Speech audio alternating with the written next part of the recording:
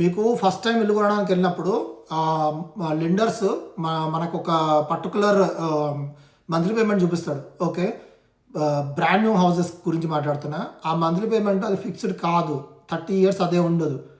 ఒకటి ఏంటంటే first year property tax only land మీద వేస్తాడు బ్రాండ్ న్యూ కన్స్ట్రక్షన్కి. సో ఫర్ సపోజ్ ఒక 500K ఇల్లు కొంటే నీకు ఫస్ట్ ఇయర్ ల్యాండ్ మీద 150K మీదనే నీకు ప్రాపర్టీ ట్యాక్స్ పడుతుంది. ఇక్కడ ప్రాపర్టీ ట్యాక్స్ 2.8 ఆ రేంజ్లో ఉంది డాలర్స్ ఏరియాలో, 2.8%.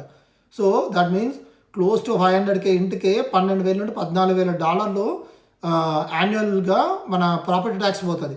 సో ఫస్ట్ ఇయర్ మీకు 150K మీరు చేసినప్పుడు మీకు హార్డ్లీ 3 times ఆఫ్ అంటే 1 time ఆఫ్ 14,000 అనుకో ఫర్ సపోజ్, ఒక 4,000 ఇంత పడుతుంది.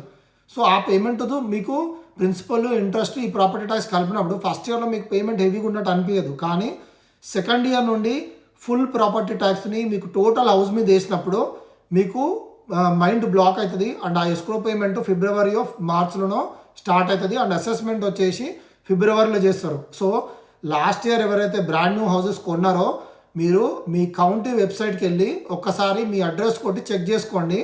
వాడు ప్రాపర్టీ ట్యాక్స్ని ఎంత అమౌంట్కి అసెస్ చేసిండు, టోటల్ మీ ఇంటికి అసెస్ చేసిండా, ఓన్లీ ల్యాండ్కి అసెస్ చేసిండా.